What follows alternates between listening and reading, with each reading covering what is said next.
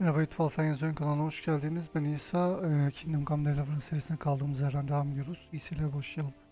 En son bir tane baş belası HAYDUT lideri vardı. Onu öldüremiyordum.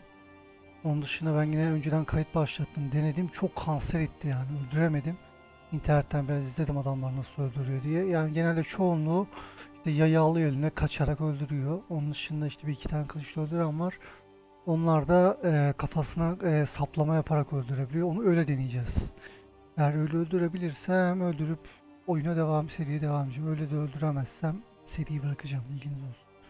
Bu kaydı da atacağım YouTube'a. Kaç dakika olursa olsun. Bir dakika bile olsa. Yani eğer zaten öldürürsek bir dakika olmaz. Daha uzun olur da. Eğer öldüremezsem bir dakika ise video kısaysa anlayın ki öldürememişimdir. Ben bu boşu o yüzden salmışımdır.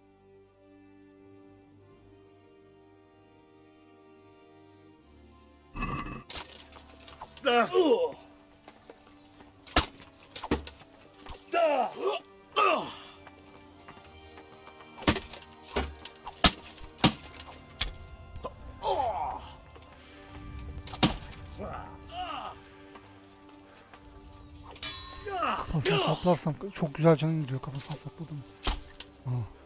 İndi bak çok güzel indi. Tamam ya taktiği bu. 4-5 defa vurdu mu öldü bu. Güzel. Tamam. Bununla böyle kapışacağız. Taktik bu.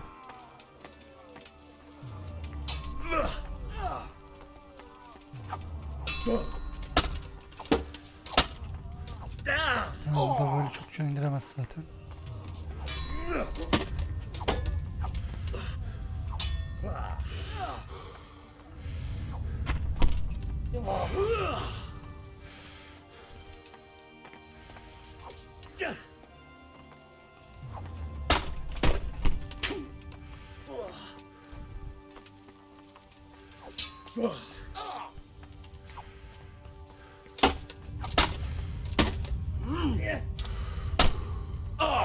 Tamam ya güzel taktik bu. Çok ön yaydan daha iyi. Öğrendim güzel oldu.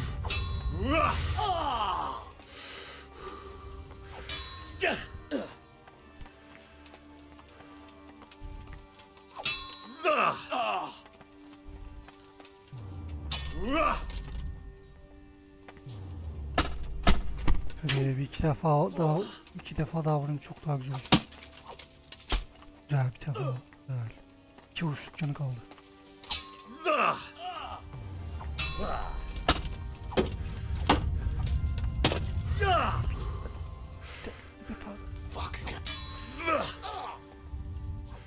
Oldu bitti güzel. Oh be. Lan oh çok güzel oldu ya. Oyunu salacaktım yoksa var ya. Şey kısmı çok saçma. Bu item olayını çözdülermiş iyiymiş. Yani kapasite olayı daha da çok olmalıydı bence.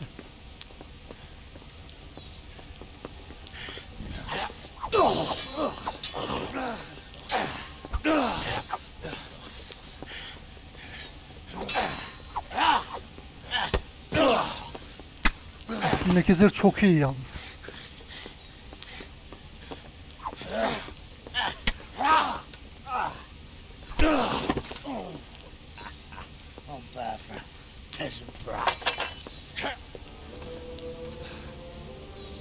Yeah, you scum. But where's my sword? What have you done with it? Talk, you bastard! I'll see you in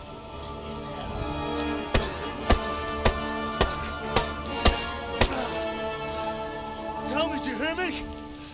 Tell me what you've done with it!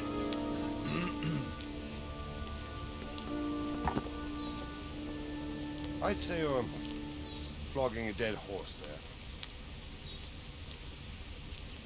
You took him down. On your own. Well done. Nice work. You surprised me. He was a mountain of a man. He was the one who attacked Noyov. And stole your sword, sir. The thought did cross my mind. What did he tell you? If we'd taken him alive, the executioner might have gotten more out of him. Oh well, these these things happen in the heat of battle. Anyway, we found a trunk full of coin down below. Someone was paying this gang very well. Some of Sigismund's Parayı öden de kesin bizim annemiz babamızı öldüren adam vardı, odur. Whoever engineered it was highly placed. They won't give up after one defeat. This louse was just a pawn. I'm afraid you're right, sir. Well, lad, you live to fight another day, eh?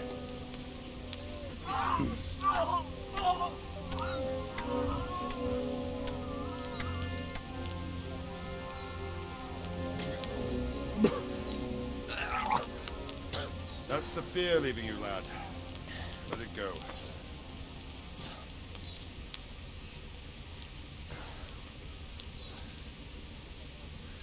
Now, put it all behind you. A decent Christian shouldn't dwell on such horrors. I beg to differ, sir. I never want to forget this. The time has come for us Çoktan whoresons to üstünüz. prove what they did to us. İyi kötü bir şeyler almıştık. You're right, my boy. Zaten daha da fazlasını alamazdım ki yine aldıklarım fazla. Bunun yarısından fazlasını atacağız yere. Hiç çoktan para edenleri tutacağım. Onları satar çoktan cebimize biraz para götür. Good job today.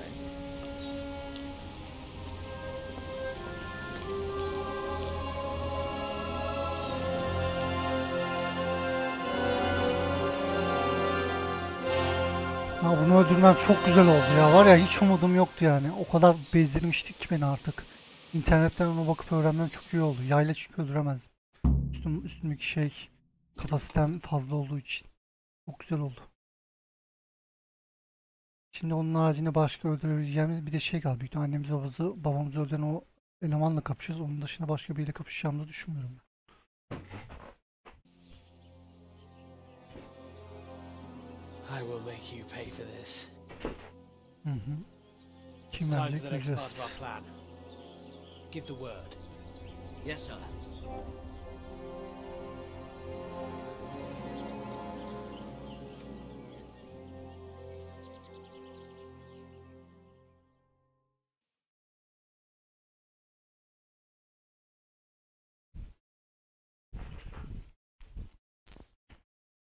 Bakalım ne kadar para kaldıracağız. Şöyle 2000 groşen kaldırsak bize yeter.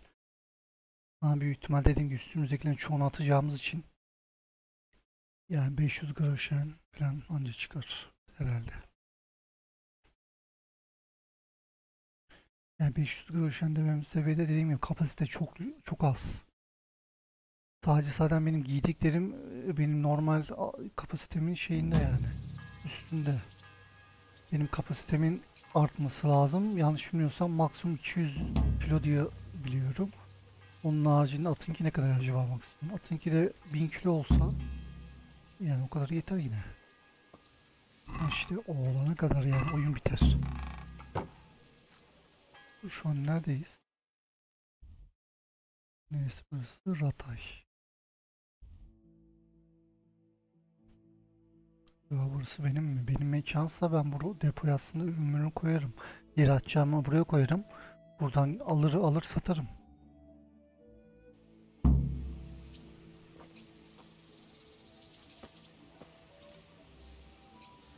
İki tane eşya koyayım. Eğer yok olmazsa burası bizimdir.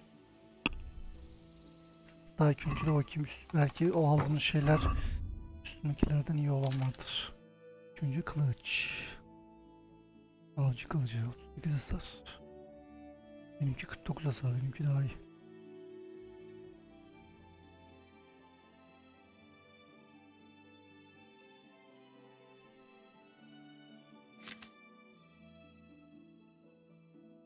Bacak zırh 15. Onu da ayarlayabilsek, yani sadece mesela bacak zırhlarını göstersin daha güzel olurdu.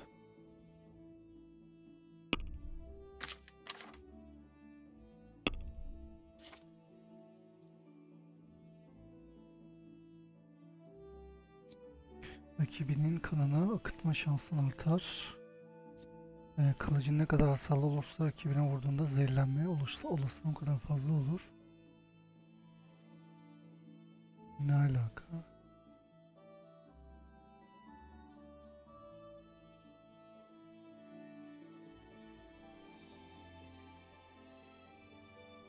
Yani zehirliyor.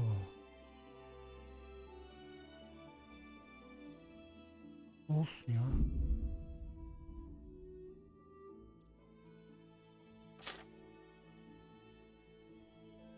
Kaç? 8 seviye olmuş.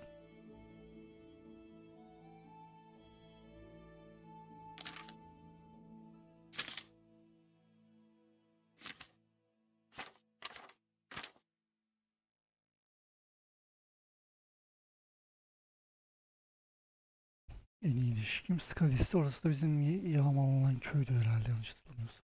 En kötü de Roma'yla 0. Burayı düzeltiriz zamanla.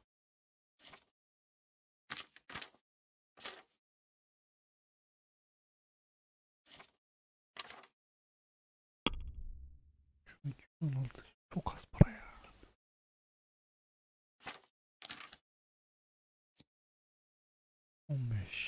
Bakalım, bacak zırhlarına bakacağız.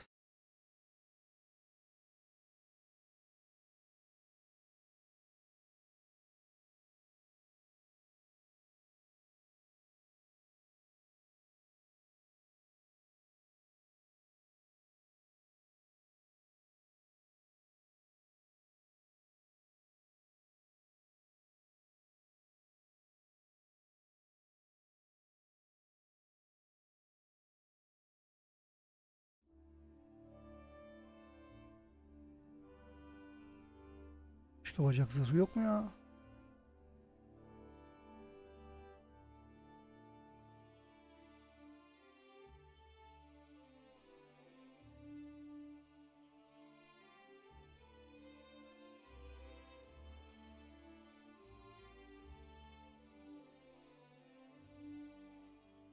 Bacak zırhı zaten yokmuş bende normalde de.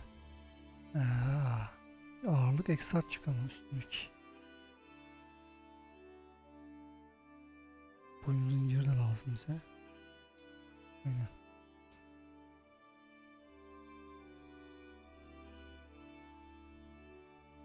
Boyun zinciri yoktu büyük ihtimal burada. Eldiven 11. 11'den yükseği var mıdır?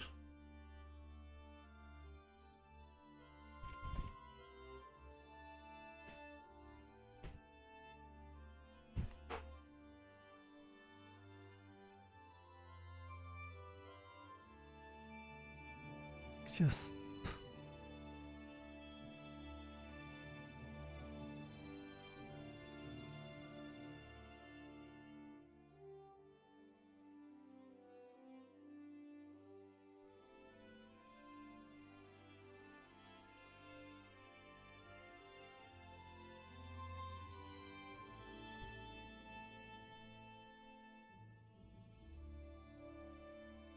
Eldivenle en yüksek 11'lik var. Benim de giydim 11'lik zaten.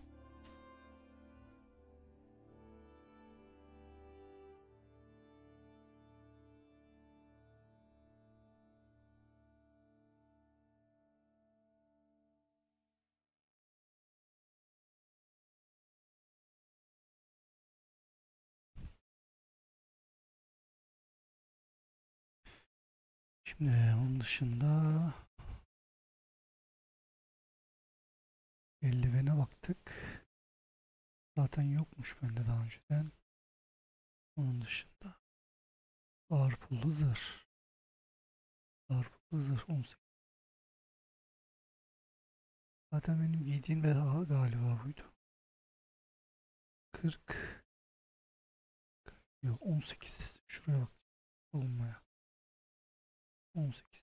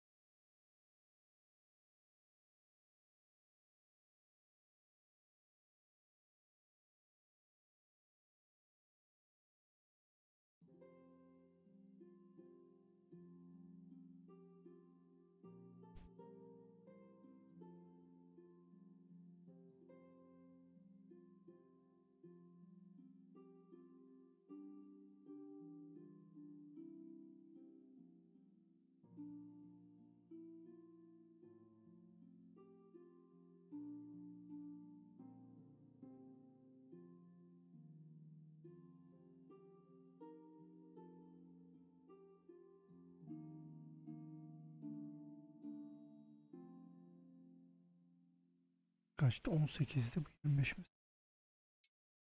Bundan daha iyi. Bundan da iyisi yoktu herhalde. 25.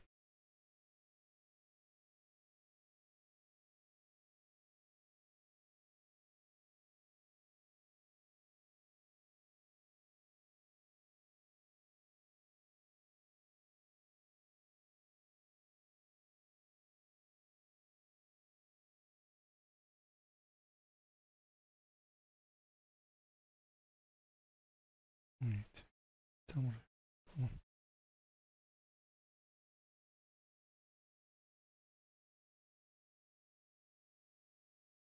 Bere başlık. Bendeki kaç ki? Tamam bu 5. 5'lik var. 5. 14. Bendeki 14'lük. 15.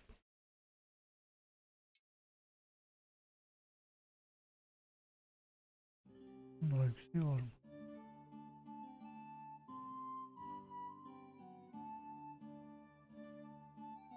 Bunlar 21'lik mesela.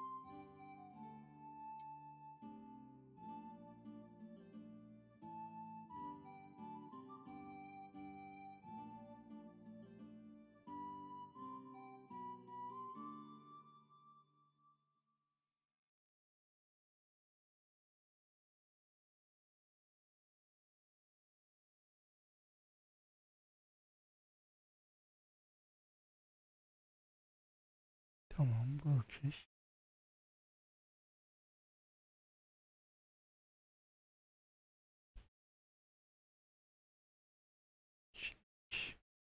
Bura.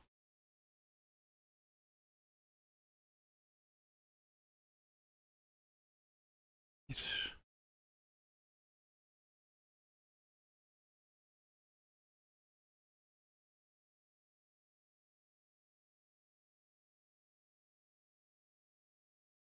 İki. İkilik var.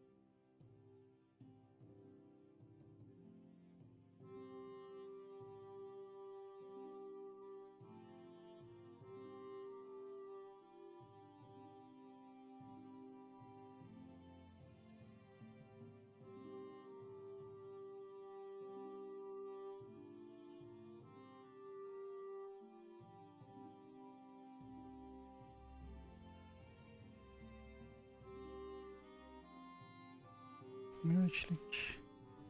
Bu da bir.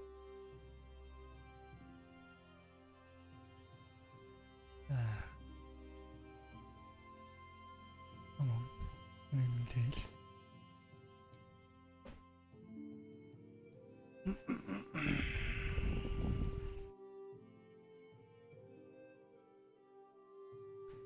Dur çekit. Bu. Kaç? 11.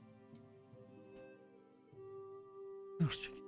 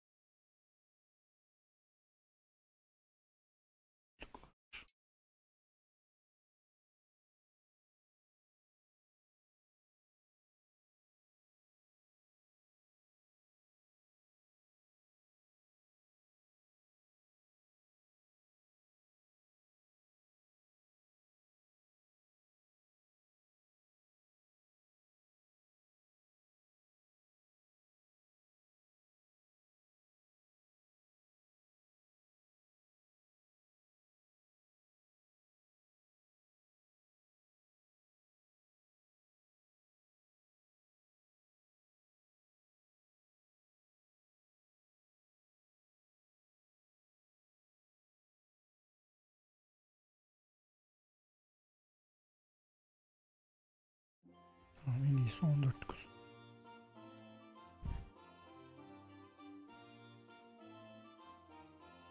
Miğferi zaten bakmıştık. Yelek bu. Yelek hangisi? Şu üst mi? Tamam, onu geç. Eldivene bakmıştık galiba. Yok, bakmamıştık. Eldiven de bakayım, üstte mı var? Tamam, o eldivene baktık.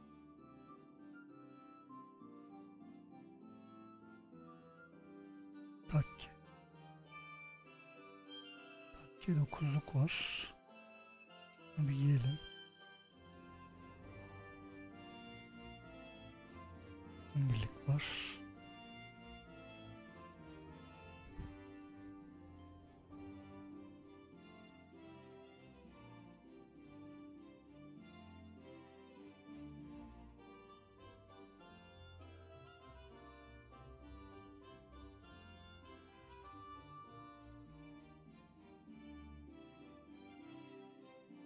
Beşlik var. Bu buradaki.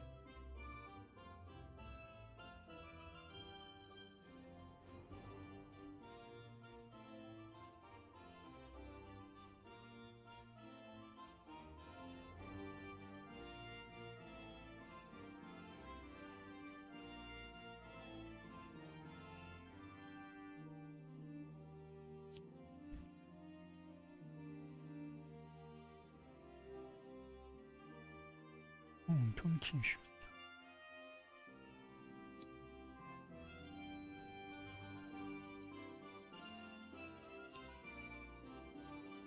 Evet, çok da önemli değil.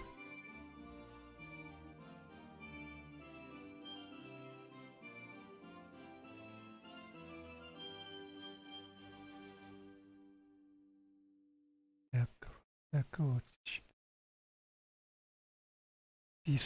Bunları geçtik. Çizme. Bu da bir. Geç.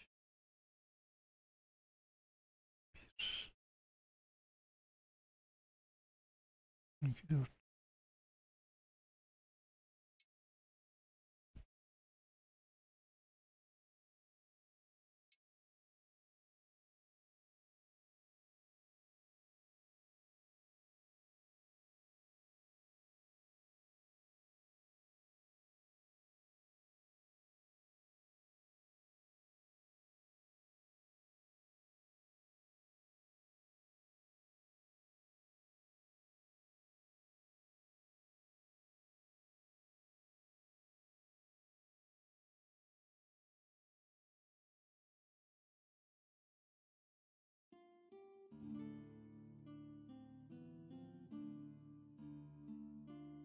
Üç, 4. Diğeri daha iyi. Tamam.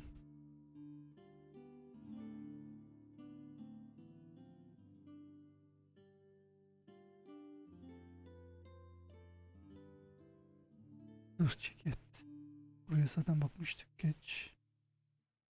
Zırh yeleği. 13. Bakalım, zırh yeleği 13.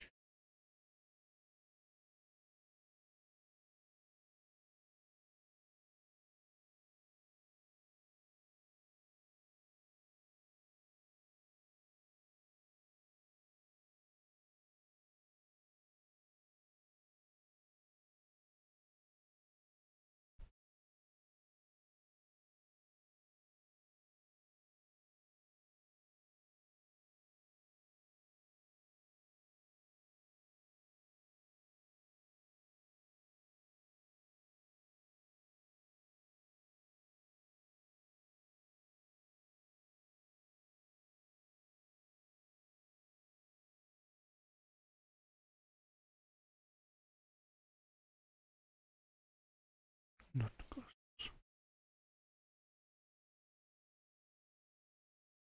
17'lik var.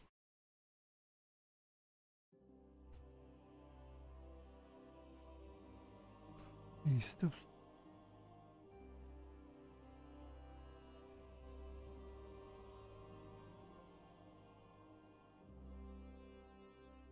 Yüzükler aynı zaten. Ayakkabı ayarladık. Ceketlere baktık. İferslerden baktık. Tamam. İşte baktık. Çok. Kaç? 10. 10'luk kolçak.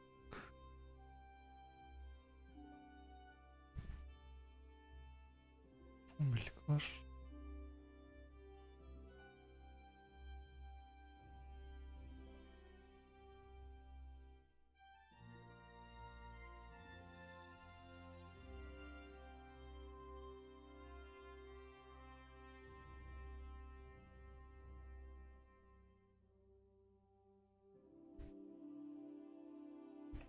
Aynen, en iyisi 11'lik kolçak. Tamam.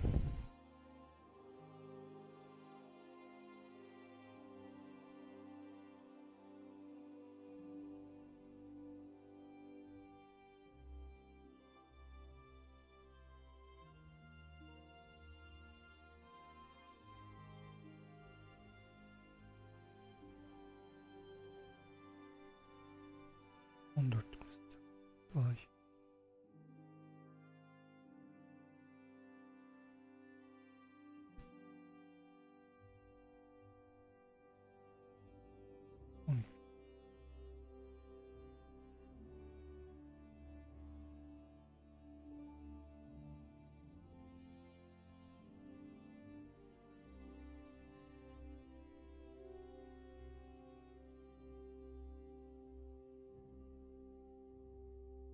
Eldiven zaten bakmıştık galiba. Yani yukarıdan vardı, eldiven baktık.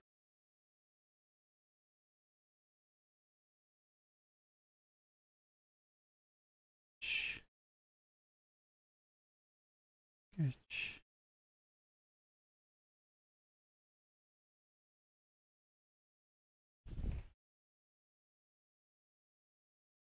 Baktık, geç.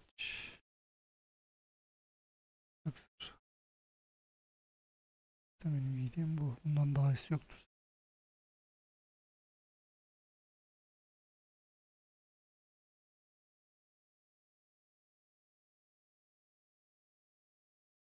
Altı. Aynen, bak bu neymiş.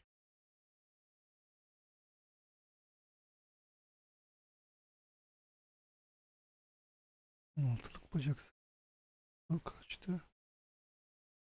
17. Vay.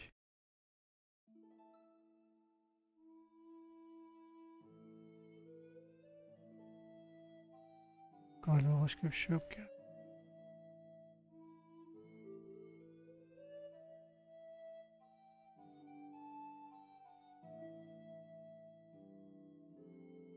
Tamam, başka bir şey yok. Şimdi bunları hiç kasaya koymayacağım.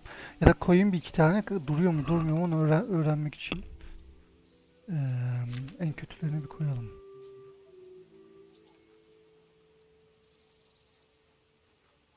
Bereyi koy.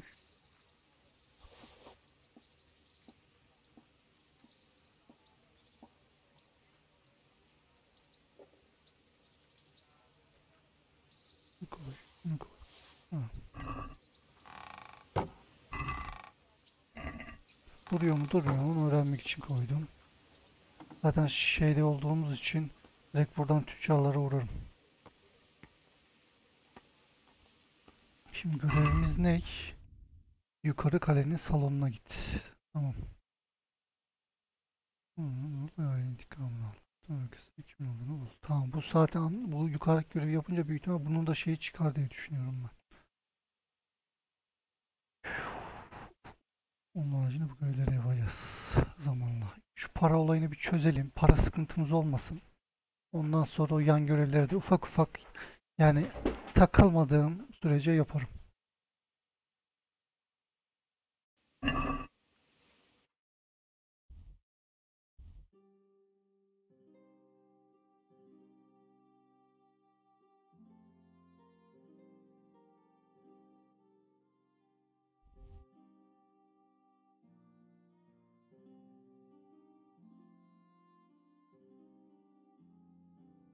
Benim daha iyi kılıç falan da ayarlamam lazım. Daha iyi kılıç, daha iyi yay, daha yok.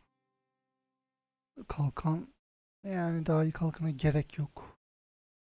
Böyle saplamada daha çok hasar verecek şey lazım. Hem kılıç hem de okta da aynı saplarken daha çok hasar verebileceğim şey lazım. Ama onun için de ilk önce işte dediğim gibi para ayarlamam lazım. Para ayarlamadan hiçbir işe yaramaz. Haritayı neredeyse tamamen açmışız. Yani belki çıkar, şuralarda çıkar bir şeyler. Ben buralarda var. Yani burayı mesela tam açamamışım. Burayı böyle tam açtığımda burada daha bir şey çıkacağını düşünmüyorum.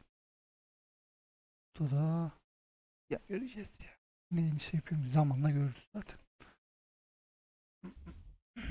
Şimdi tamam, bu tüccarları yürüyerek gideceğiz.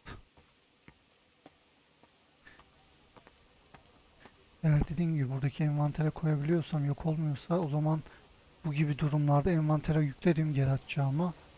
Envanterden çeker çeker şey yaparım. Atarım.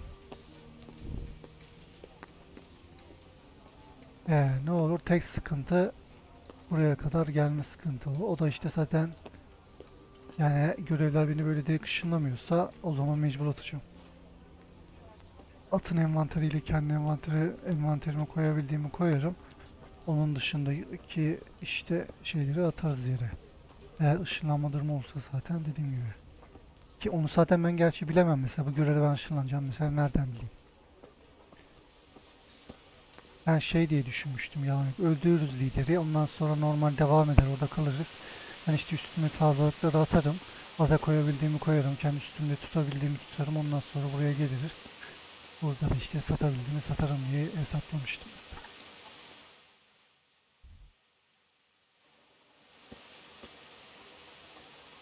Everything for the house. Garden and field. Knives, axes, weights, hoes. Get the best right here.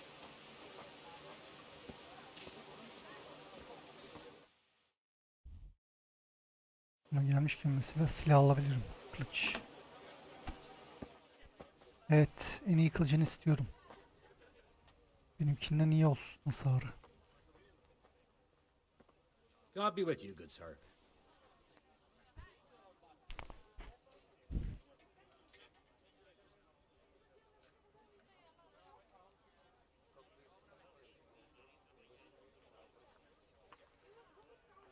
Have you heard anything about the Cumans in Sigismund's army?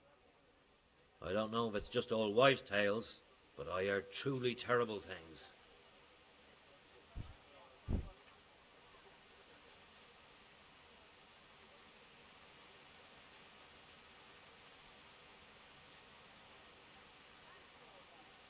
God be with you. Bunları geçmenlikte 2x zaten benlik kılıcın hasarı bile daha iyi. Topuz hiçbir hasarı var ama topuz kullanmam, kılıç kullanacağım. Çift ellidir kesin. 6 hasarı var. Ay, 75'lik var.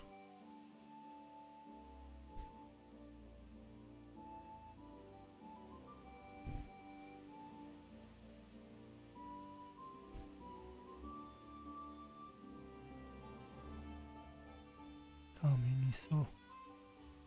Alırım herhalde, param yeter, 1.6K.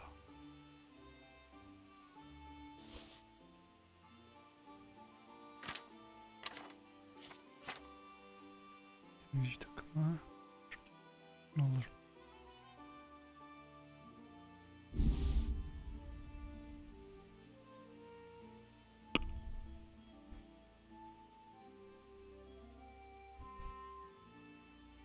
Şunun olayı ne acaba?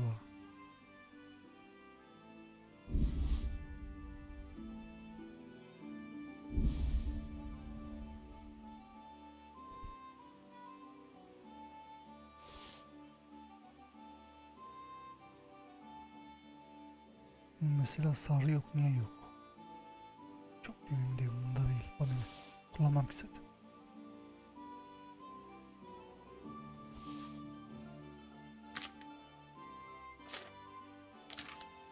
Başka bir şey almıyor bu. Param yetmez o zaman. O zaman diğerlerini satıp öyle geleceğim buraya.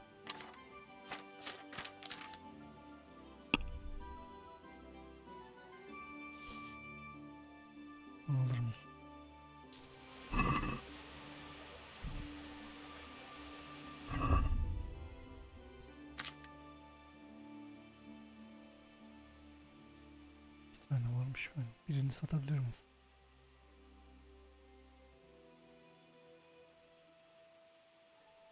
Oo, bayağı varmış.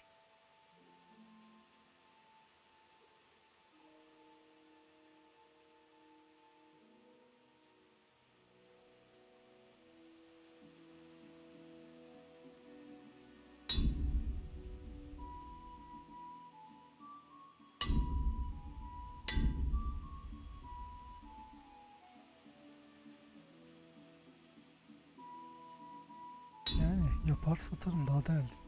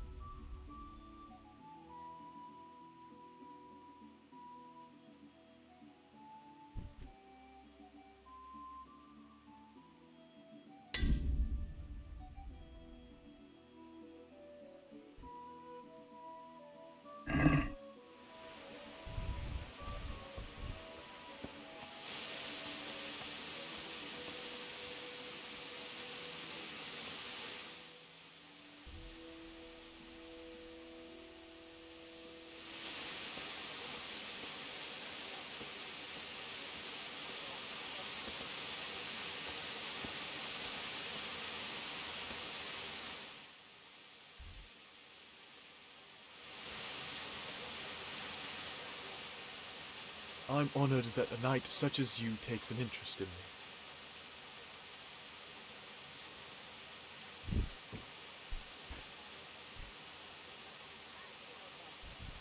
God be with you.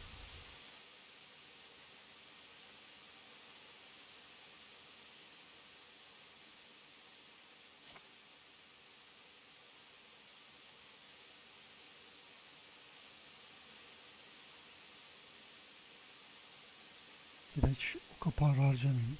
Vazgeçtim. Bir nokta, bak bunlar artmış mesela, bu kadar şey olmuyordu. Artması güzel oldu. Bunu alırım. Da biraz yiyecek alsam mı? 2 tane arım dolak. Al, bir tane alalım. Alabalığı geç. 2 tane ekmek alak.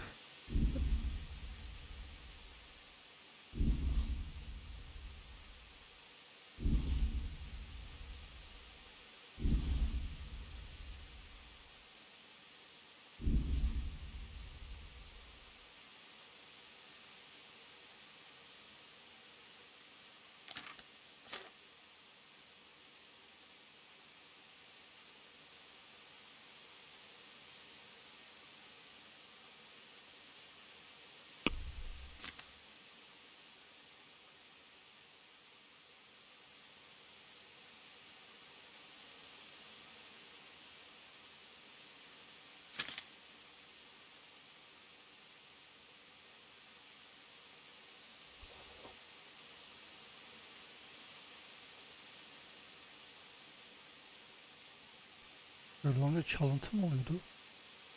Bir bakalım, çalıntı mı değil mi onlar? Ben onun tepkisinden belli oldu.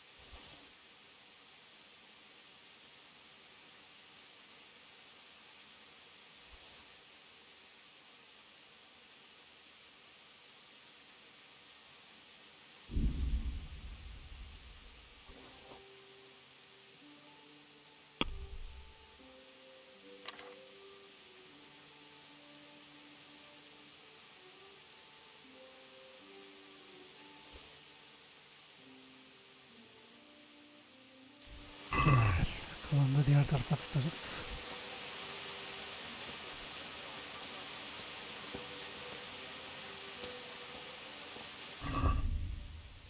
Dönüşte de gider o kılıcı alırım.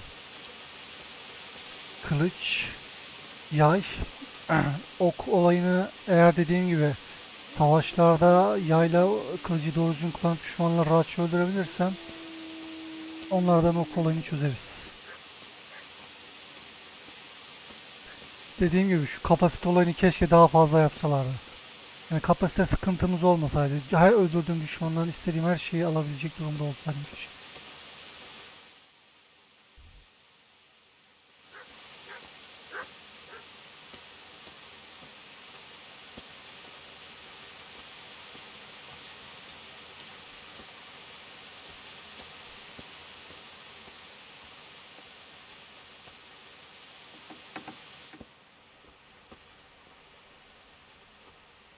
Diğer bölge belki.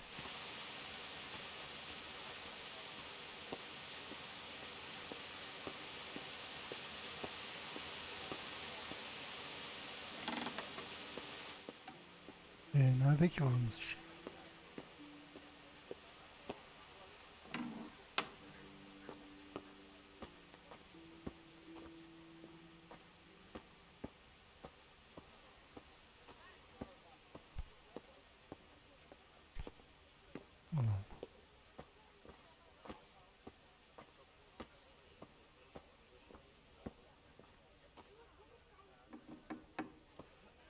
Tam tersi.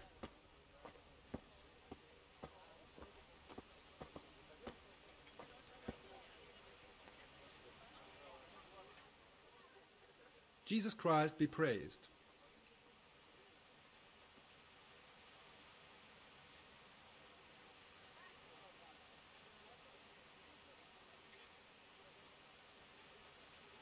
May the Lord watch over you.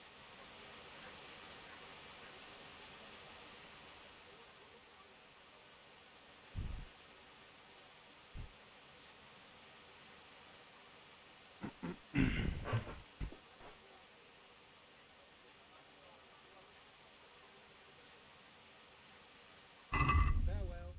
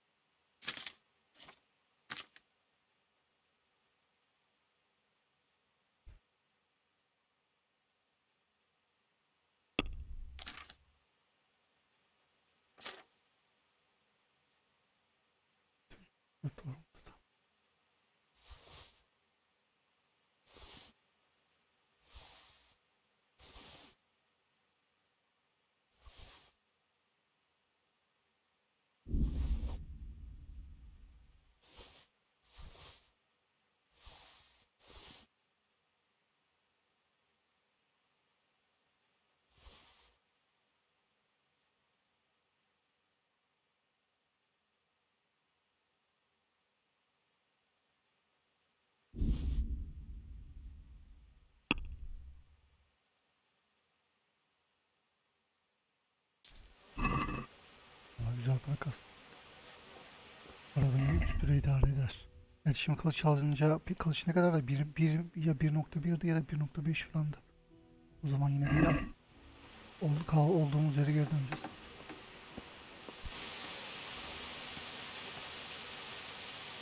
Acaba almasam mı kılıç? Zaten düşmanları öldürdükçe hatta ondan da belki daha iyisini düşüyorum. Bu parayı şey için saklarız. Hem kayıt için iksir alırım. Hem ok mok bulamazsa ok alırım. Hem de işte üstündeki kıyafetlerin şeyi düştükçe onları kullanırız. Bence aynen şey yapmayayım hiç. Şimdi burada verebildiğim ata vereceğim. 45'lik var mesela. Bak kendi üstündekileri de şey yapmış.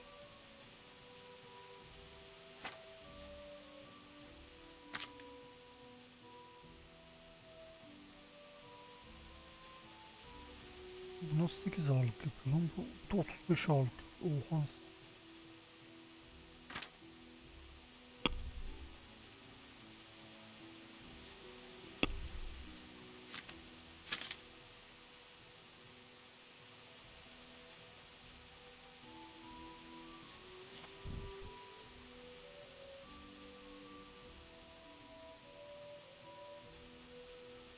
Para edenleri vereceğiz.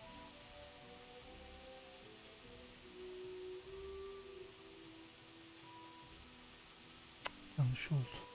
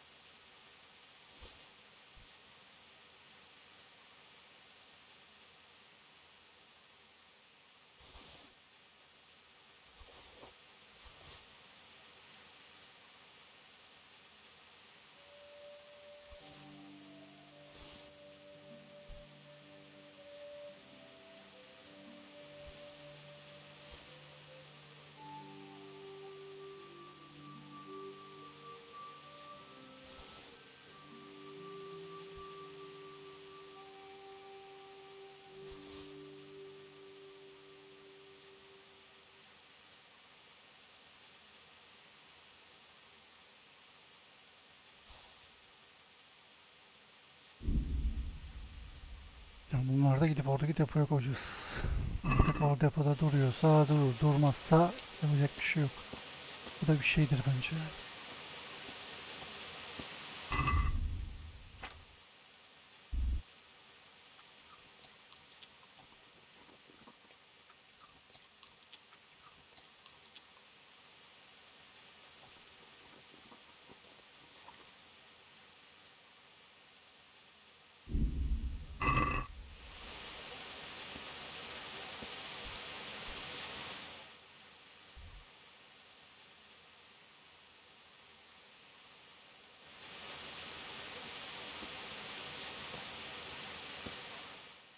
Neredeydi o yer?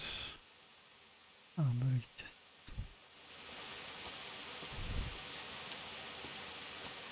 Bu arada aynen alttan biraz daha bir şey almam lazım. Üstündeki ağırlıkları bir yerden bir ışınlanırken bazı şeyleri koyacağım için alttaki bazı şeyleri de geri alacağız. Ne kadarlık bir yer bırakmamız lazım hatta. 206 olmuş zaten. Bir bakalım.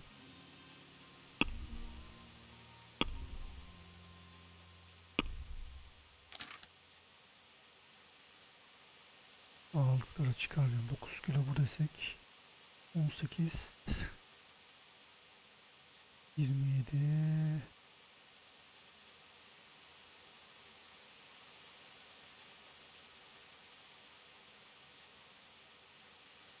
36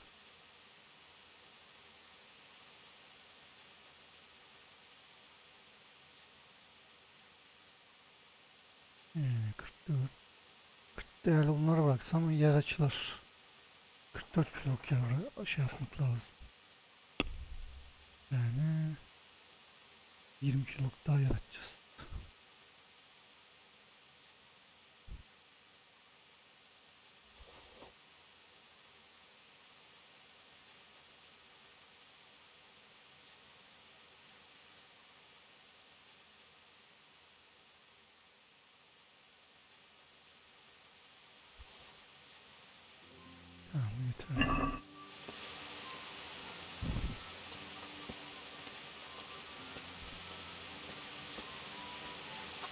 atın kapasitesi 1 kilo olsa bizim kapasitemizde dediğim gibi internetten ben baktığımda adamlarda 200 kilo kapasite vardı. Daha yüksek olmuyor herhalde. 1200 kiloluk artık olduğu kadar. 1200 kilo da iyi. Zaten benim en fazla üstümde taşıdığım ağırlık 150 kilo olsa yani 1050 kiloluk zaten bulduğum malzemeler güzel para eder. Yani en pahalılarını alsam, seçerek alsam, en pahalı zırhları falan alsam yani bir seferde herhalde öyle bir yani 5000-10.000 civarı groşan kaldırırız. Ki onların hepsini zaten bir seferde satamam. Satabilirsem de yani her yere dolanmam gerekir herhalde. Veya ne olur? Tüccarlardaki para şeyi artar zamanla şu an olduğu gibi. O zaman satılabilir. Ama öyle de güzel para. Zaten bir seferde 5000-10.000 groşan kaldırabiliyorsam yeter o bana. Daha da fazlasına gerek yok.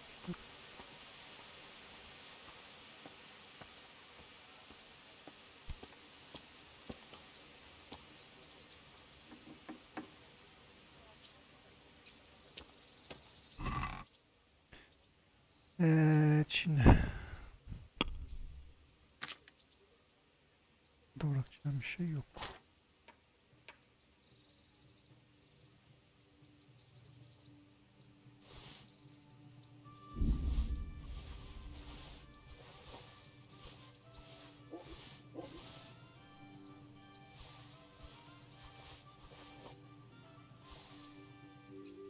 Gövde zırhı. Gövde zırhı benim niye üstümde değil?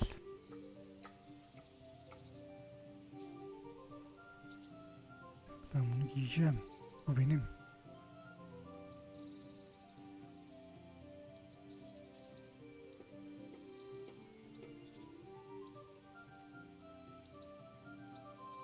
Bunu bir bakalım önce.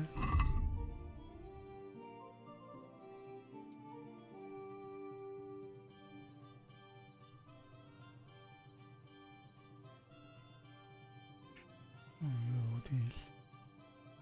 Al.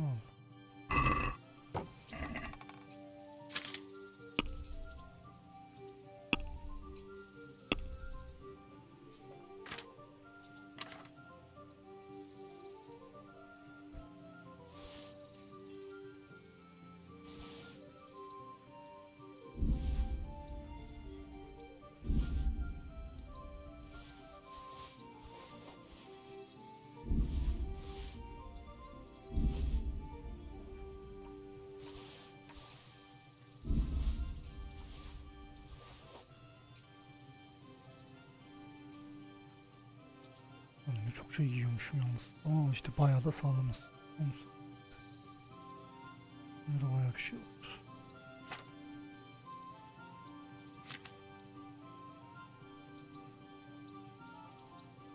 Bunlar ağırlık yapıyor muydu? Bunlar 4 yıllık ağırlık yapıyor. Bir tanesinde 3 tane istiyordu diye hatırlamıyorum ben domuz şeyi. Bunu bırak. İş isteyen görev yok galiba. Bunları koy. Kalsın. Zaten ağırlık yapmıyor. Yani bunlar da çok ağırlık yapmıyor. Zaten groşan ağırlık yapmıyor. Bu 1 kilo. Böyle bir şey diyebiliyorum.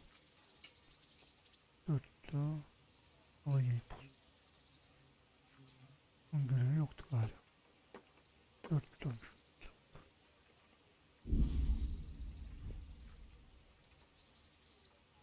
Başka bir şey.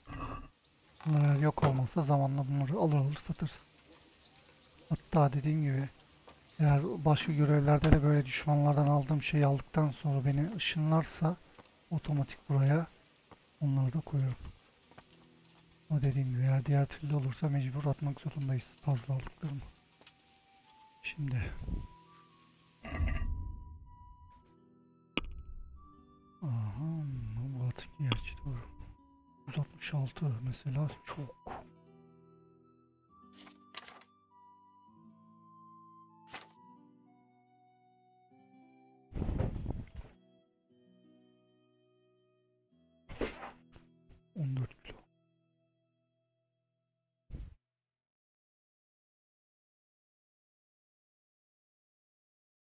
Nalıymış ya, 4 kilo vay azmış. Güzel. Daha boyun zincirde de şey bulacağız. Mamuz bilmiyorum ağırlık yapıyor mu? Güzel, bayağı sağlam oldu. Ana görevden devam edeceğim ama ana görev gerçi ne yapacaktı o iki düşüneyim. Bizim şu anlık iyi param var. Ana görevde bir tane yapalım. Eğer ana görevde takılırsam mı yan görev geçsem düşünüyorum şu an. Ana görevde bence bayağıdır bir ilerleme yaptık. Yani yan görevi biraz geçip yan görevlere takılmak lazım. Bence bir gidelim. Duruma göre şey yaparım. Yan göreve geçerim ben. Çünkü bir sürü yan görev var.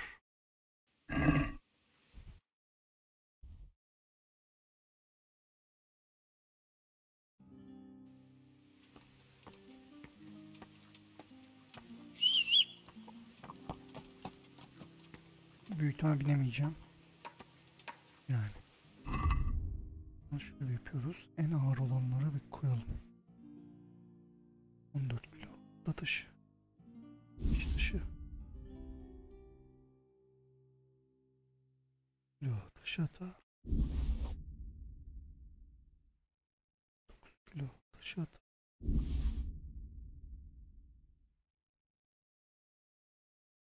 Taşı. Buna taşı.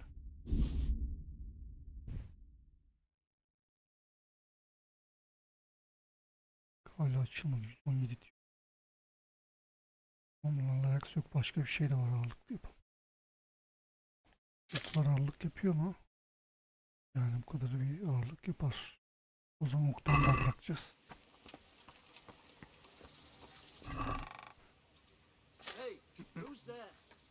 Buz deme, dalga mı içiyorsun lan? Bana demiyordur herhalde.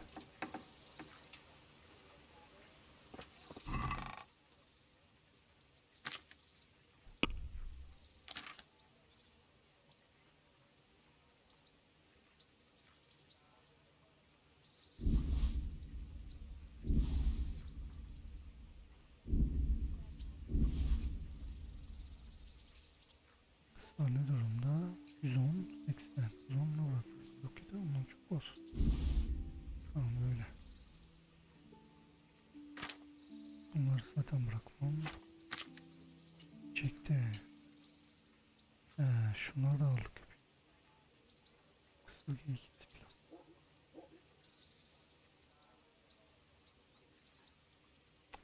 Burada bırakacağız bir şey çok var zaten.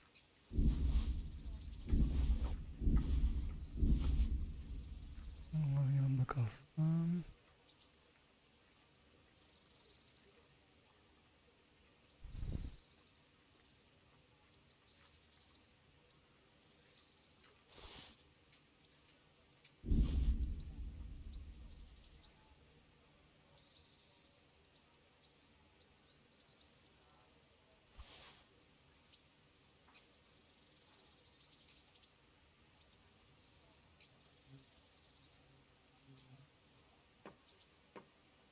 Tamam ya, bineriz böyle ata.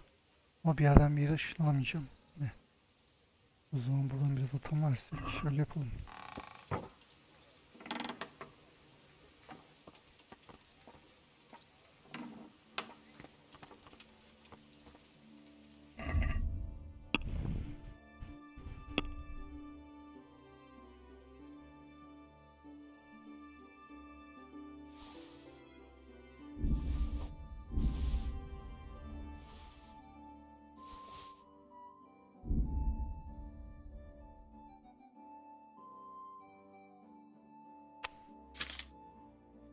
Nohuttan biraz daha alacağız.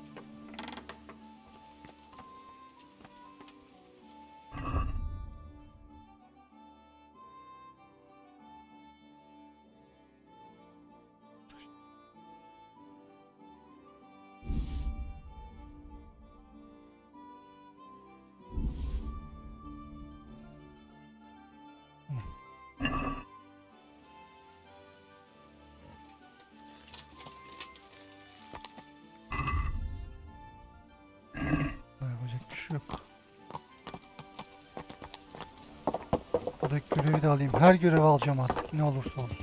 Maksat görün. Aa, bizim lider burada.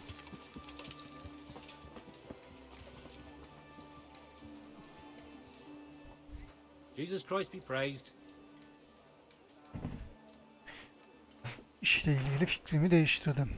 I've changed my mind. You have you? Very well. My honestly begged groschen were taken from me by that bastard of a guard, Pazdera. He claimed I stole them and took them for himself, the swine. Well, if you can get them from his pocket back into mine, where they rightfully belong, I'll give you a share and teach you a handy trick too. What do you say? Olur, bana uyar. All right. I reckon I can manage that. How much coin are we talking about? Everything he has on him. Half is yours. It all sounds a bit fishy. Well, take it or leave it. But if you get my money back from Pastor of the Guard, I'm sure I can put some more work your way.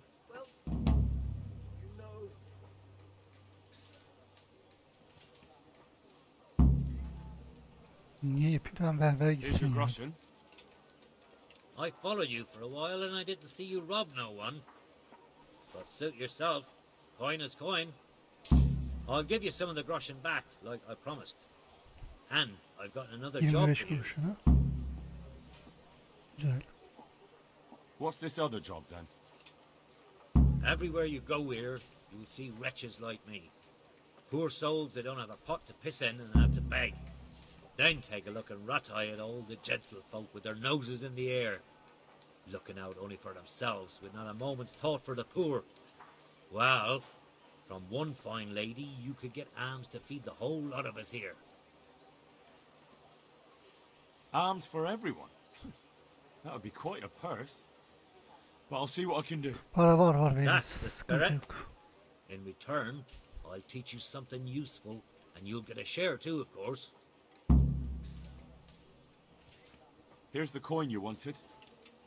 Good. Keep half for your effort. Interested in another job?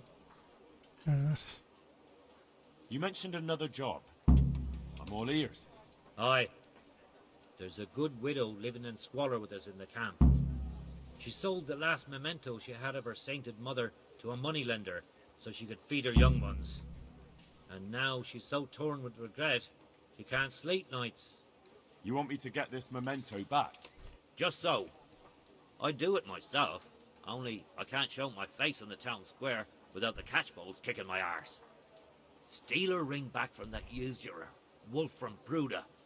You can pick your own reward while you're at it. He's so rich it ain't decent. I'll be right back. I'll be with you.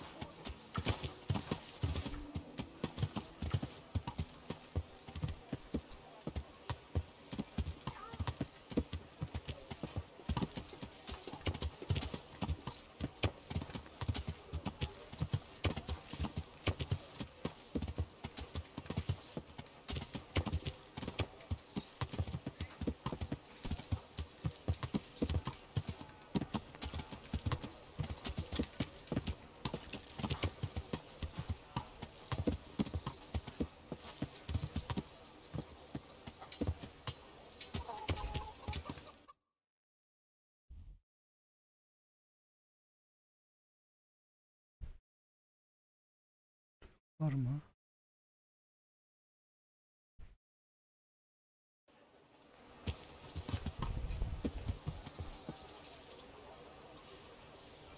Dolanacağız o zaman ya. My home, my Ne family. kadar param var? 735.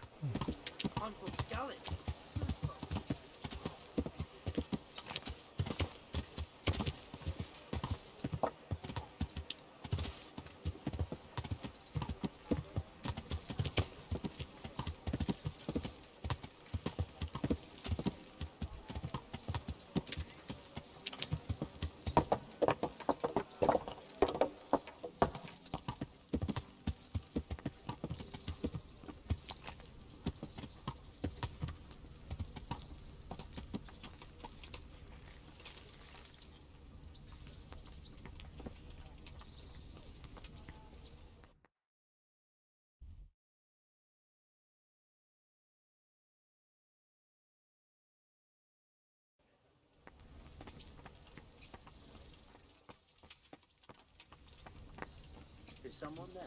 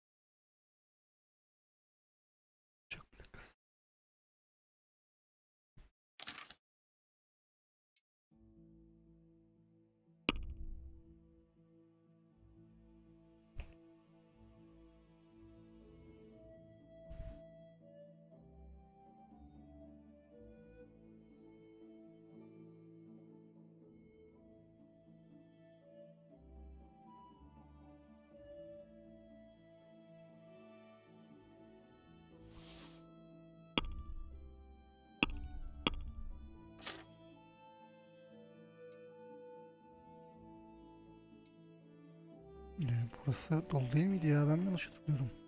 Doluydu, evet.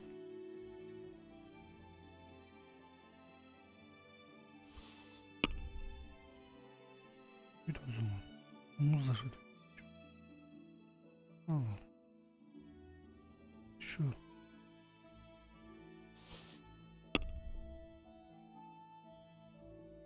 Aynen.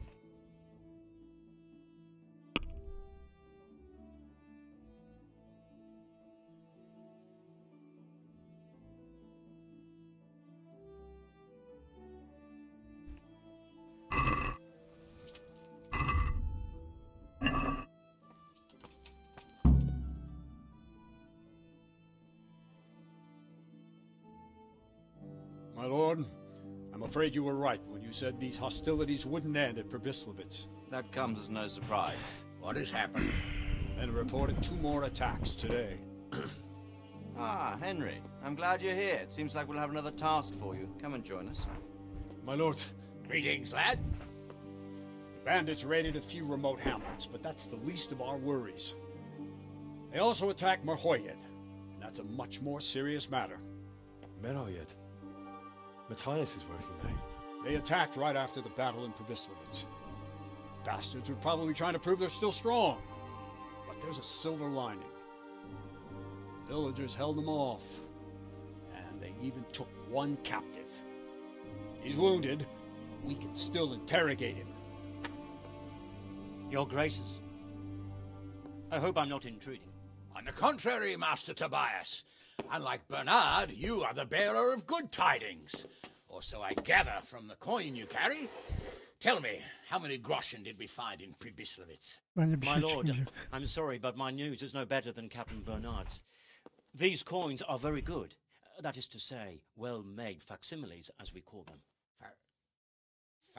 What? I don't give a fuck what you call them. I want to know what they're fucking worth. That's just it, sir. They're worth nothing. O zaman niye getirdin hastayı? You saying what I think you're saying, Master Tobias? This here is just a pile of copper. Kurva! Fuck! Plated with silver, so it's still of some worth. Kurva! Fuck! Is it a lot of work to make such counterfeits, Master Tobias? I should say so, sir. Highly demanding work. Especially to make such plausible forgeries. They would need a well-hidden foundry, several craftsmen, and a source of material. But they could just be brought in from somewhere else, could they not? Well, they could, but then again, the silver mines are nearby, and these groschen seem freshly minted, so... So we are facing a foe who has almost limitless sources of coin. That's all we need. Doppelder. Well, gentlemen, it's clear what we have to do. Interrogate that captive bandit, find out their numbers, and promptly cut off their supply of money. Otherwise, they'll soon have another encampment. If they haven't already. But I doubt it, sir. Merhayed wouldn't have been able to hold them off if they did. Well, lad, I said we'd have work for you, but it never crossed my mind there would be this much. You've already proved your worth as an investigator, so I'm putting my faith in you again. Go to Merhayed and question that captive. Find out where those brigands are hiding, how many there are, and what they're planning. And while you're at it, see if you can find some clues as to where this counterfeit coin is coming from. Very well, sir. Good luck. We're counting on you. All of us. Come report to me as soon as you know anything. I'll be at the lookout point near Talmberg.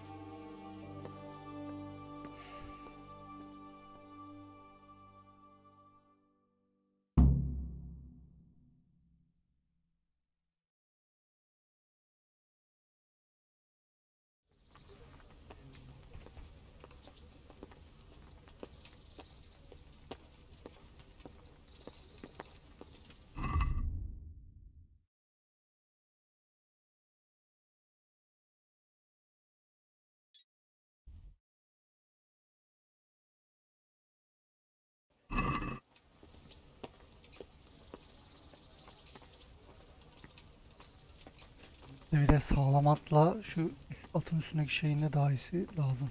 Hatta at hazır falan da lazım. Zamanla onları da alacağım. Bir lord'dan daha güçlü olacağız her türlü. Daha iyi ol, daha eski görüneceğiz. Şimdi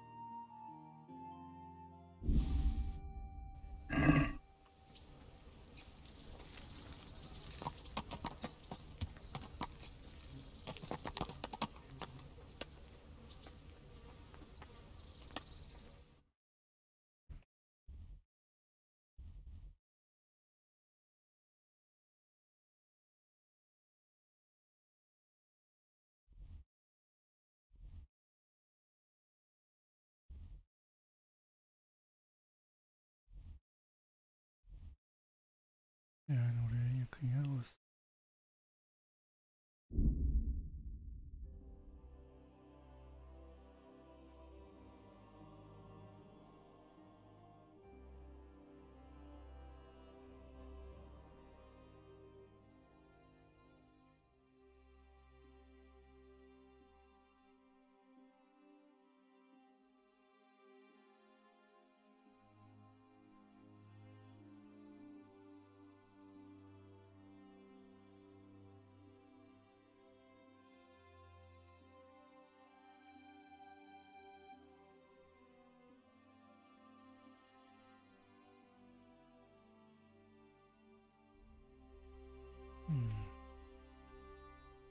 Kapışacağım lan bu sefer. Kapışmasa da üstündekileri ben bunları nasıl alacağım? Hatta yer yok, üstünde yer yok. Oo, kalabalık. Yok ya, burası sıkıntı. Ben buradan bir şey çıkaramam. Haydutlardan alsam mı zaten taşıyamayacağım. Ya taşırım taşımasına da direkt fast travel yapamayız. Vermeye gerek yok. Allah basıp gidelim.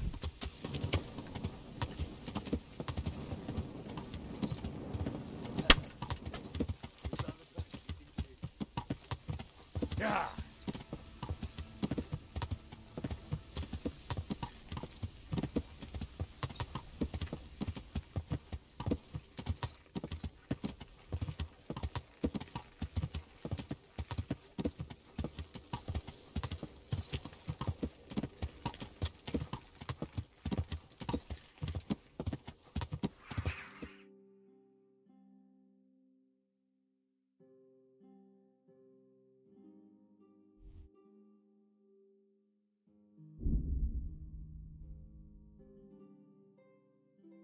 Durun, hadi daha.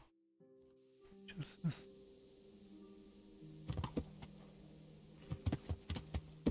Kaçmışlar acaba? Kapışmayı mı denesem, kaçsam mı?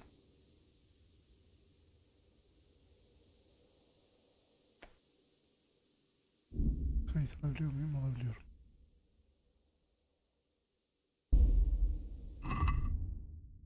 Yok ya, zorlamayacağım. Salla salla. Yok.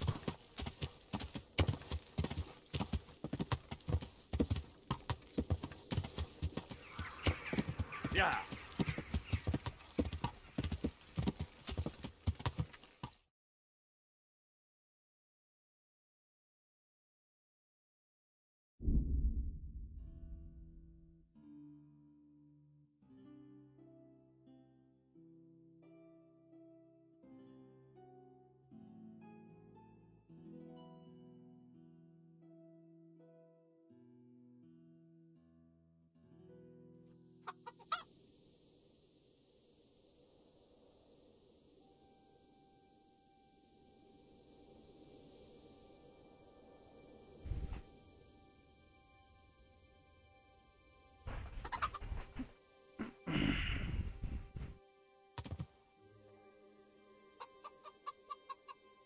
Uyuyabileceğim yer var mı?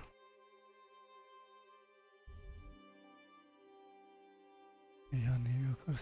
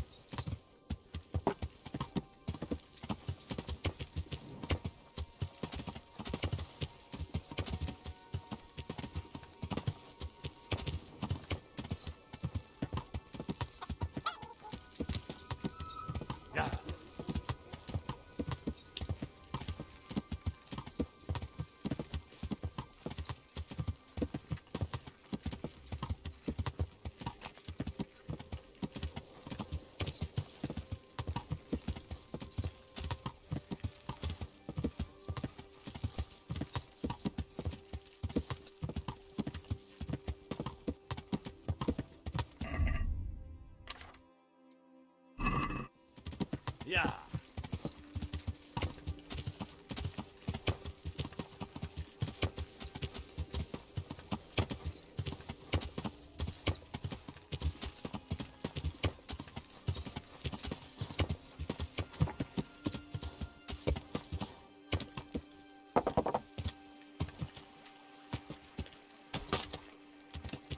Şey gözükmüyor ki.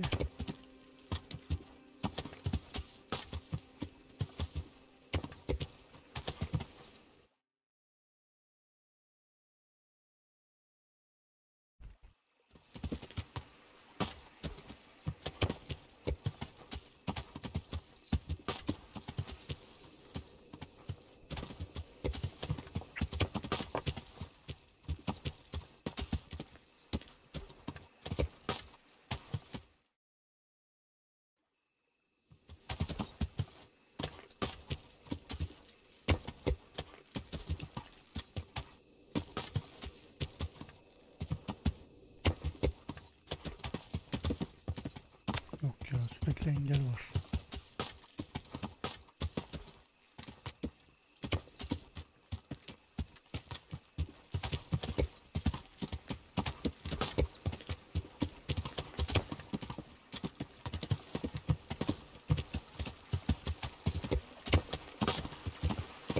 Yere çarparsam hiç şaşırmam. Ya.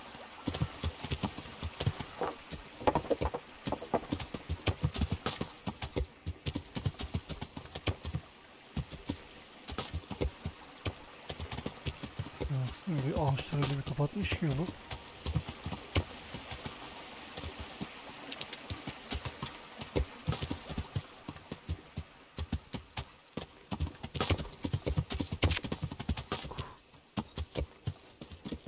Dönüp gideceğim.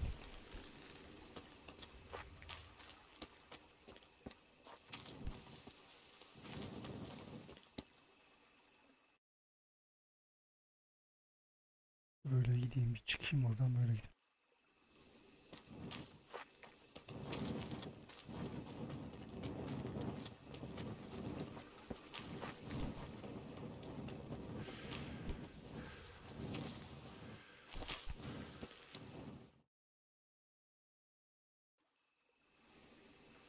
Öyle miydi?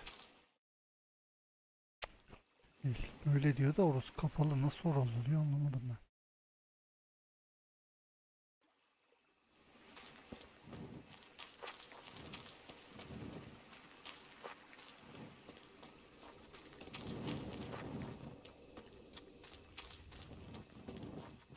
Yok öyle gidilmiyor ya.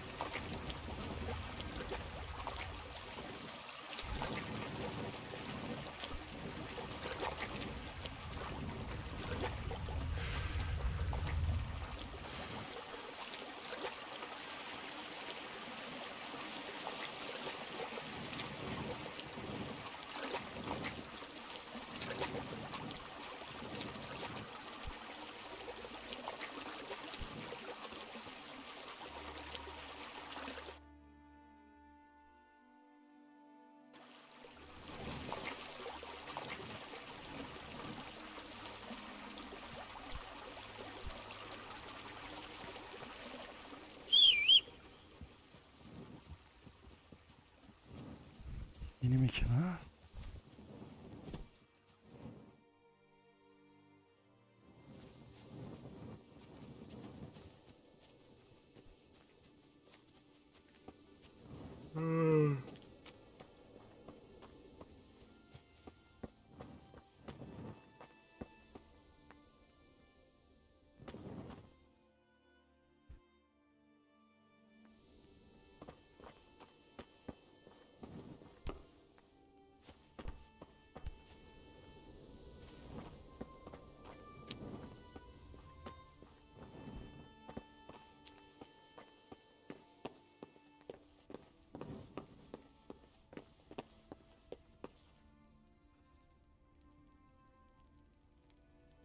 Ölüyor mu lan? Uyurum valla. Please end this. Please, no more.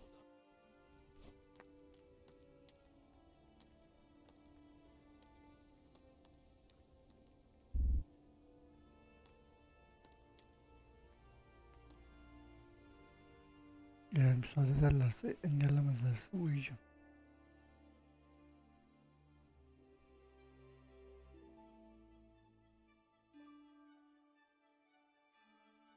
Uyandırdılar.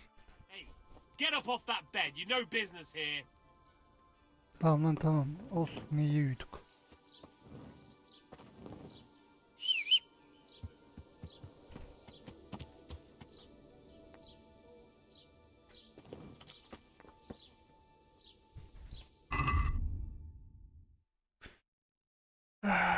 Şimdi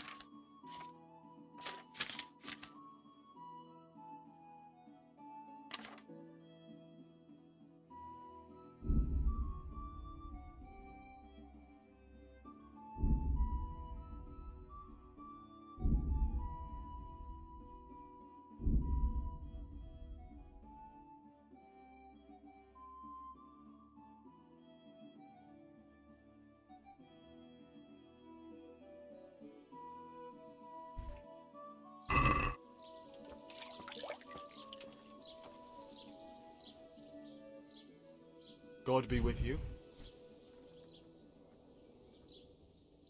What's happened here? Things are bad. Very bad. First we get attacked by them brigands, barely come out of that alive, and now the plague. Plague, you say? Indeed so. Something's up with the village. Even the livestock are dying. It's a gruesome sight.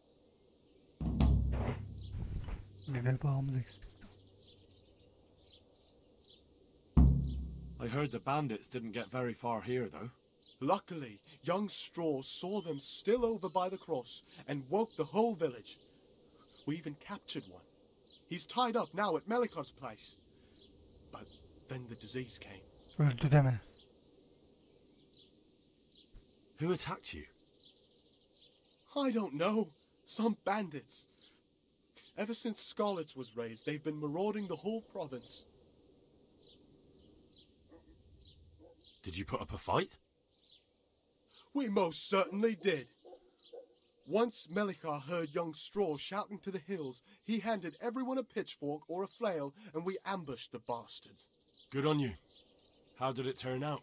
We gave them what for until they turned tail and ran. But they cut up young Straw something awful.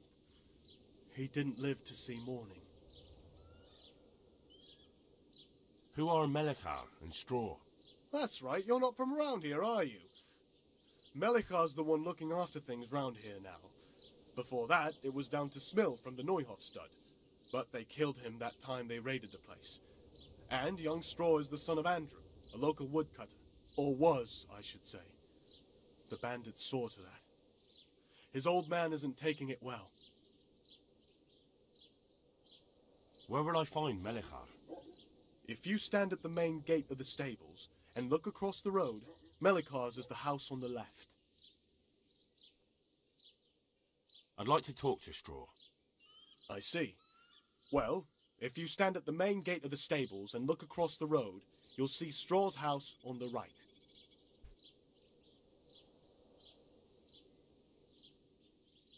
Tell me more about this plague. It sounds terrible. Worse than you can imagine. The whole stud, livestock, sheep, chickens, all dead or dying. No doubt the people will be next. Melikar's old woman's taken to her bed and it doesn't look good. Straw's wife and brother, more and more. I'm sorry to hear it. I'm looking for Matthias. He works as a stable hand at the stud farm. Matthias? The brigands got him, poor lad. He's lying wounded at the stud. Thanks. That'll be all for now. May the Lord watch over you.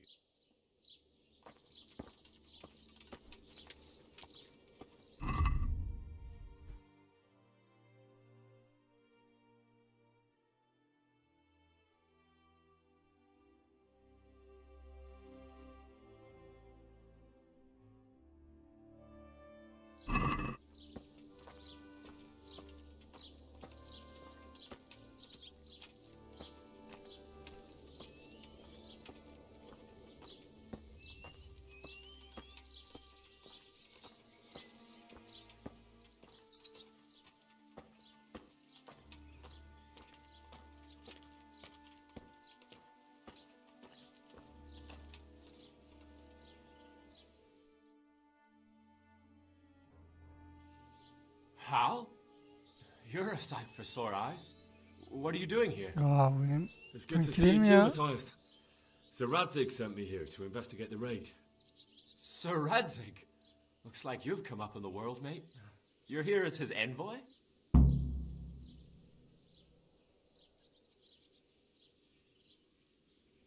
Yeah, something like that. But that's not important right now. Well, I'm glad to see you have a job.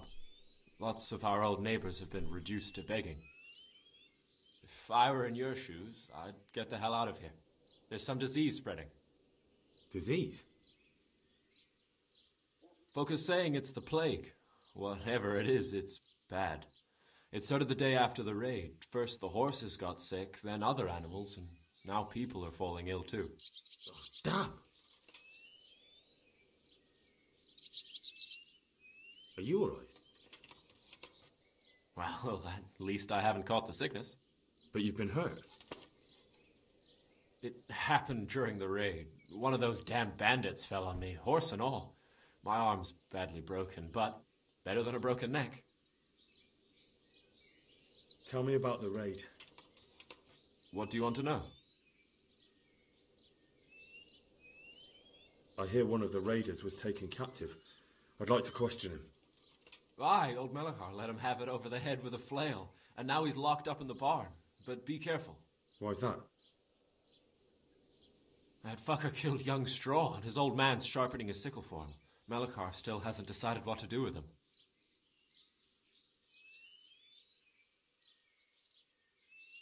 I can tell you what he'll do with him. He'll hand him over to Sir Radzig's envoy. Me. I doubt Melechar will let him go willingly. The folk here are baying for blood. Lives have been lost. First the raid, and now this plague. God knows what they'll do.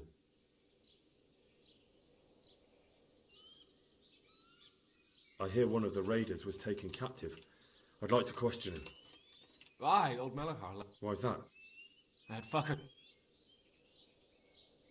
I can tell you what... I doubt Melechar... Can you describe the raiders? I don't know. They came at dusk, so you couldn't see their faces. About 20 of them. They weren't humans, though. They spoke Czech. You talked to them? No. They were shouting at us. They were very sure of themselves to begin with, but when we hit them in the woods, they didn't look so brave.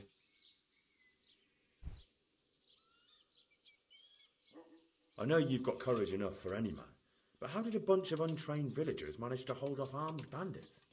One of the village lads caught sight of them coming through the woods and told Melechar, who roused the whole village, and everyone grabbed what they could.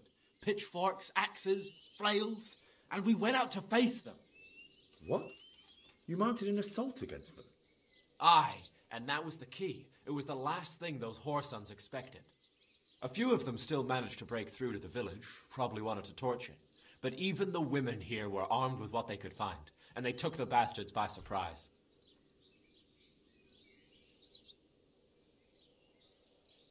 Tell me about the raid. What do you want to know?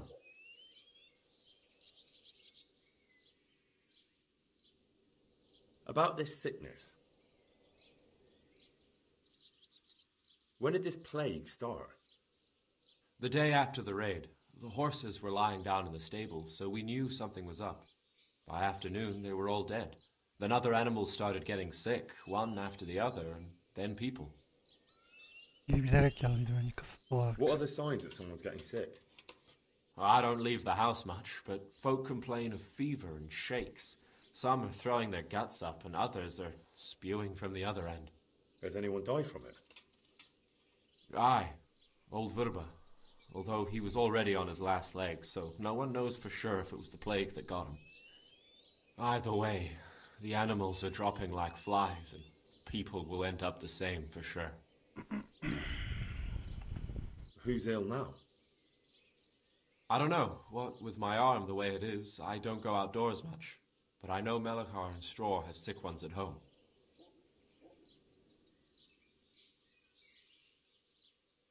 Can I ask you a bit about Merhojed? I haven't been here long enough to learn much, but ask away. Can you tell me something about Old Straw? He's a woodcutter, tough as they come, and a hothead. He's been out of his mind since his boy died. That's normal to grief, eh? Depends how you look at it. Folk are afraid he'll snap or drink himself to death. What's worse, his wife caught the sickness, and he's not taking care of her. Where can I find this Straw? When you take the main gate out of the stables, you'll see 2 cottages outside. Straw lives in the right-hand one. What's Melechar like? The locals look up to him. Smill used to be in charge here, but he was killed in Neuhof. I know. Sir Hanush hasn't had time to appoint a new vassal, and folk need someone to speak for them, so they picked Melechar.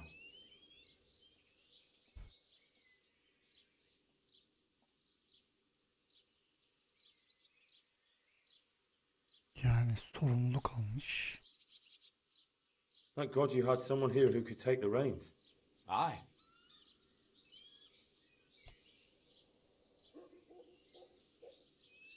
Where does Melikar live?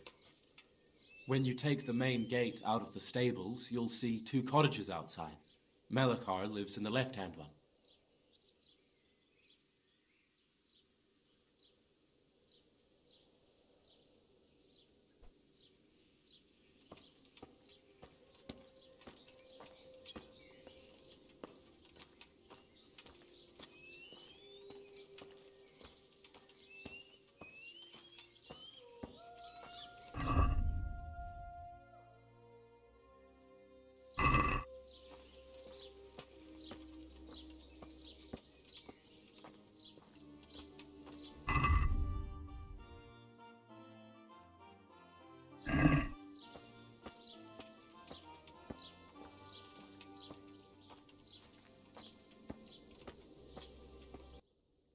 What happened here?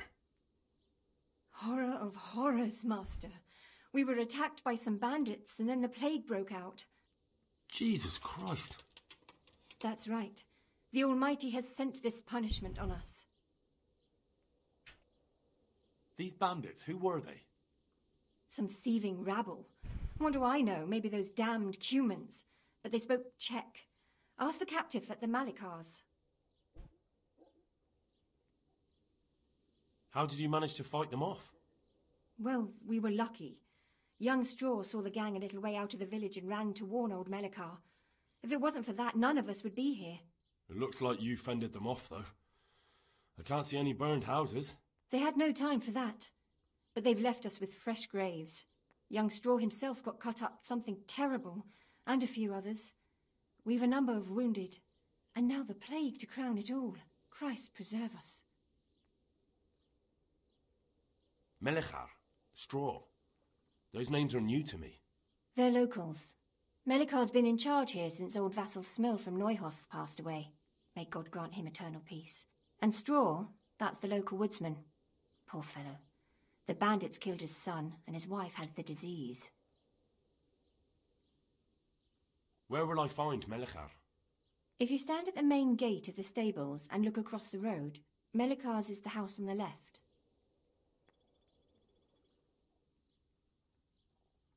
I'd like to talk to Straw. I see. Well, if you stand at the main gate of the stables and look across the road, you'll see Straw's house on the right. And the disease? Tell me something about it. I don't want to tempt fate by talking about it. Makes me shudder to think of it. There's not much to tell anyway. It hit us just after that rabble left. First the horses died, then livestock, and now it's people. Like Melikar's wife. Poor thing. Thank you, that's all. May the Lord watch over you.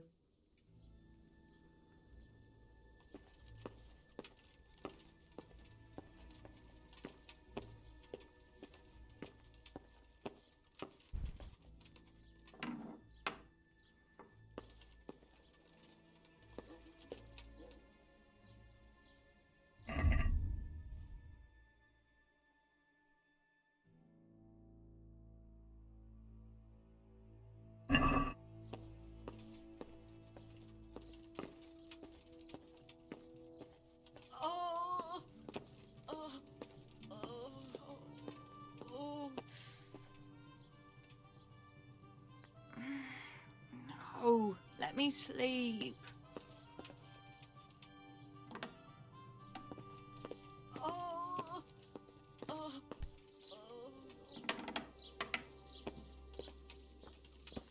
Şimdi. Direkt gösterseydi yerini daha iyiydi ya. Tamam yerini söyledi de ben gösterir diye yerini direkt haritada şey yaptım yani hiç dikkat etmedim. O yüzden dolanacağız böyle.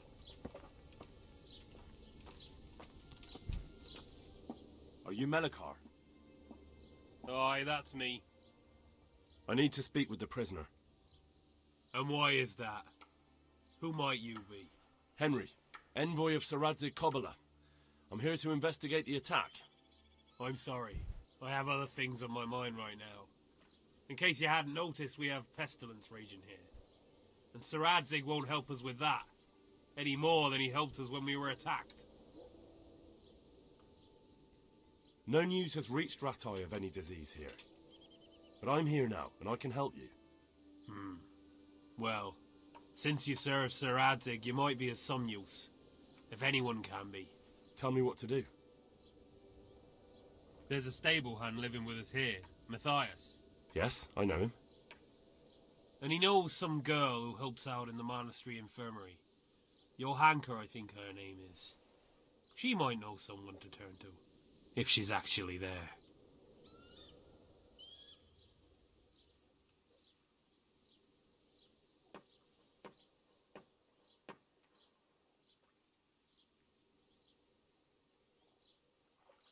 It might have crossed your mind to send someone there sooner.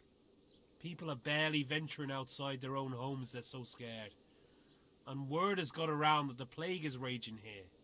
If someone met us wandering about, well, I'd fear the worst. And besides, you're the envoy of Sir Adzig Kobyler himself. Your word will carry more weight in the monastery than some lowly peasants. Very well.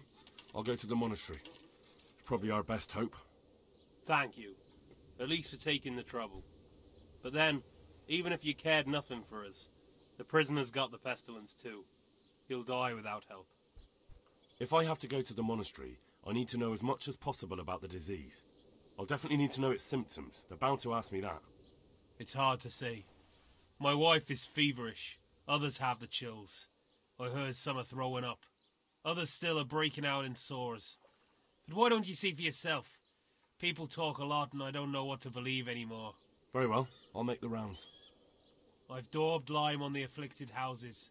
But don't stay too long in those homes. İki tanesine girmiş. That I can promise you. God be with you.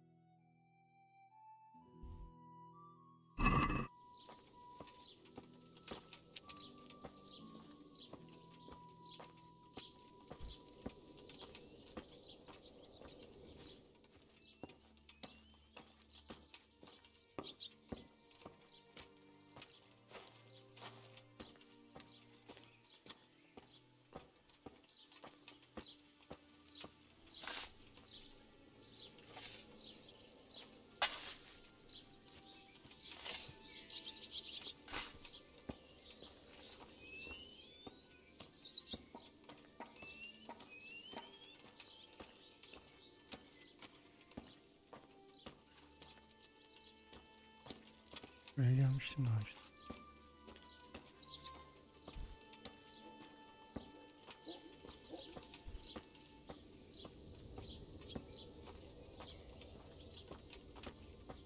Böyle çok yavaş ya. Bu üstündekileri var bırakacağım.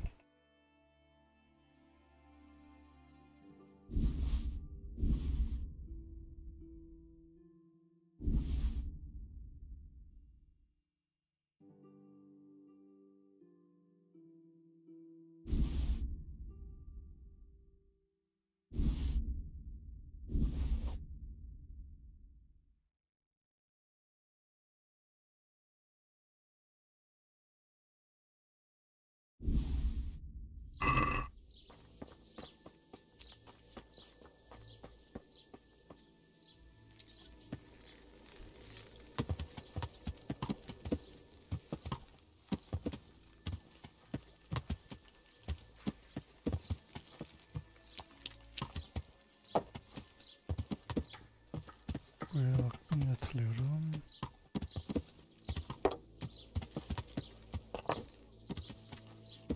Kazanacağız böyle, böyle bir şey yok.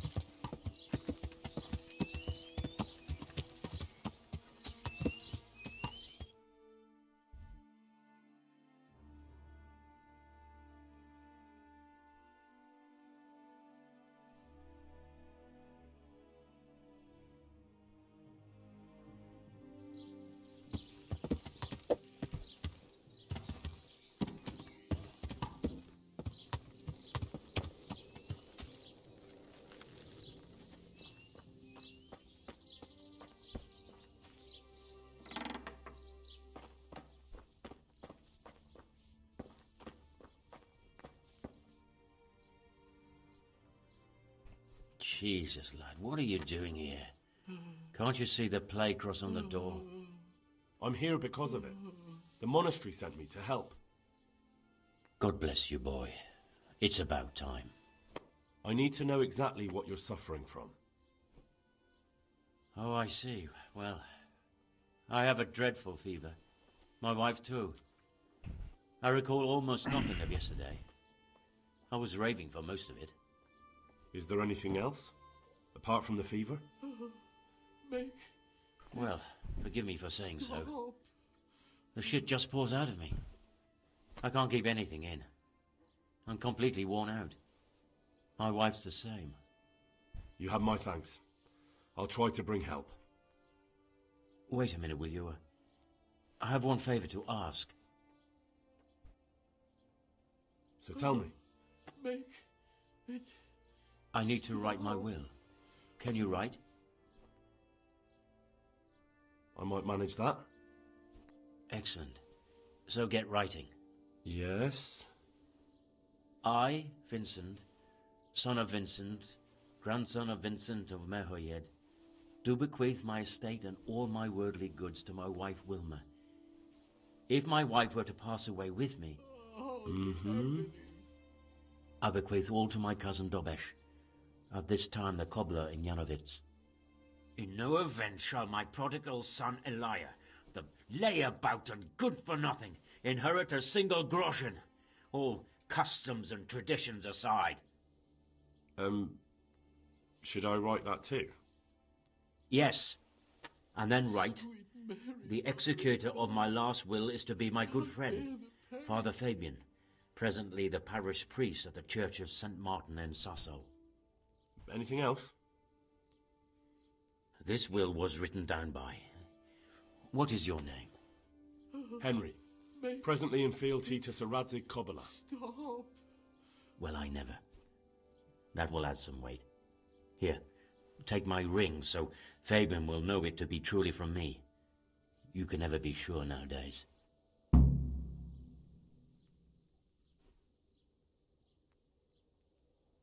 Where can I find Father Fabian? Well, where do you think? Stop. In St. Martin's Church, of course. Your son Elijah. What did he do to you? Christ almighty. Trying to interfere, are you? What did he do? Shit. Everything. He was to be married, and instead he ransacked the house and ran off. The little fucker. Last we heard he was some jackhand in Sasso. Boozing, playing dice, lying and cheating for a living. Such a disgrace. Oh, the agony. All right, I'll head off then.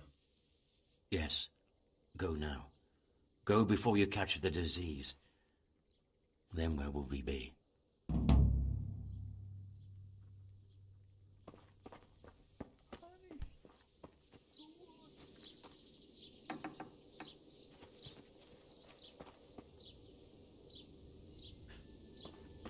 Evet, şimdi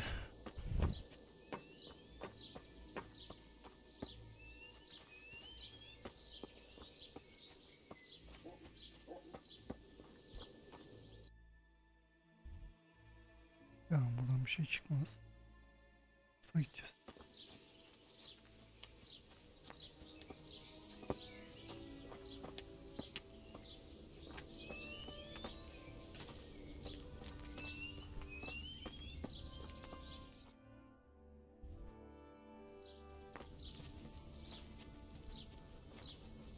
You're not allowed inside. If you want to go in, talk to Melikar. My respects to you.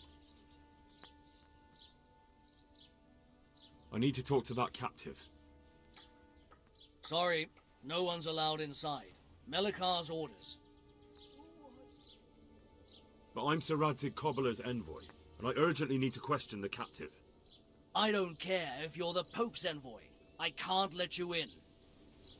If you want to talk to the captive, you have to get permission from Melikar. May the Lord watch over you. Nerede burayı? Aklımıza tutalım. Tamam, şu yumurtanın hemen bu tarafında.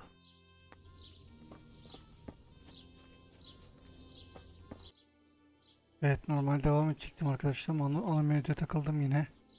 Bu da bölüm sonu yapalım. Videoyu beğendiyseniz beğenmeyi, yorum bırakmayı, abone olmayı unutmayın. Sonraki bölümde görüşürüz. Kendinize iyi bakın. Hoşçakalın.